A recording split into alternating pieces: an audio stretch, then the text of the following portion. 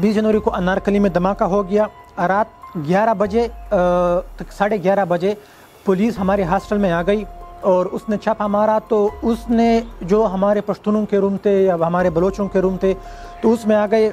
हमारे स्टूडेंट्स के जो हैं CNIC तक चेक किए गए हैं, उनके पिक्चर्स लिए गए हैं कि जिस CNIC पे बलूचिस्तान लिखा होता उस रूम की चेकिंग होती, ओवरऑल उस रूम की चेकिंग होती और उस बंदे से ये पूछा जाता कि आप कौन सी बुक्स पढ़ते हैं। अब बुक्स पढ़ने का ताल्लुक जो है किसी धमाके के साथ नहीं हो सकता है। चेक करें, कोई हमें एतराज़ नहीं था। जिस हॉस्टल में भी चेक करने, सबके रूम्स चेक करो, जमाती भी हैं और भी काउंसिल्स हैं, हमारे ही क्यों चेक किए जा रहे हैं। सबसे ज़्यादा धमाके हमारे इलाकों में हुए, दहशतगर्दी के शिकार हम लोग हुए, मगर उन सब के बावजूद हमें यहाँ पे उस धमाके के बाद टारगेट किया जाता है सिर्फ इस बुनियाद पे कि हम बलोच हैं या हम पश्तून हैं। यहाँ पे 4 बलोच स्टूडेंट्स उठाए गए उसी रात को, जो पंजाब कॉलेज में पढ़ रहे, जिनके एज 18 से 19 साल है।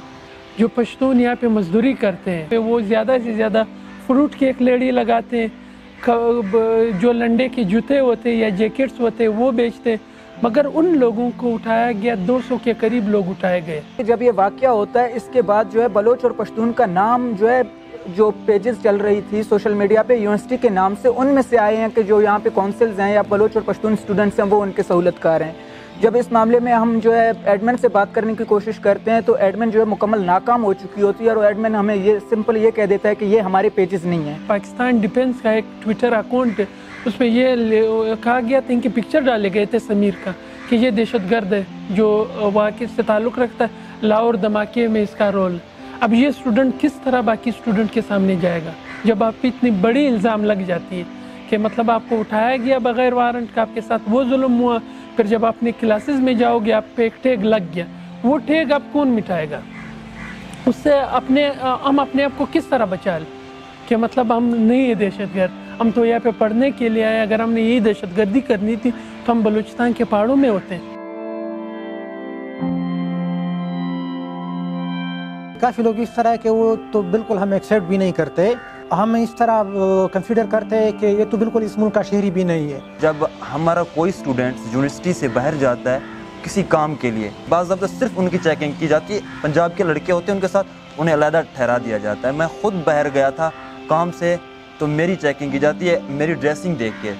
हर जगह हमें मेंटली टॉर्चर किया जाता है, हर जगह मतलब हमें एक एलियन समझा जाता है, ऐसे समझें। हमारे पिछले VC साहब थे, उन्होंने भी कहा था कि ये पहाड़ों से आए हैं तो मैं इन्हें पहाड़ों पे भेज दूंगा, और मौजूदा जो CSO है उनके ऑफिस से मुझे ये अल्फाज सुनने को मिले हैं कि आप जो हैं किसी इदारे के एजेंट हैं, आप यहाँ पे पढ़ने के लिए नहीं आए। कानून जो नाफिज करने वाले इदारे उनको इस चीज़ का सोचना चाहिए कि वो इस मुल्क के नौकर है, वो किसी कौम को टारगेट उन्हें नहीं करना चाहिए। और ये जितने भी स्टूडेंट्स हैं, जितने भी नौजवान हैं, ये हमारे इलाकों के मुस्तकबिल है।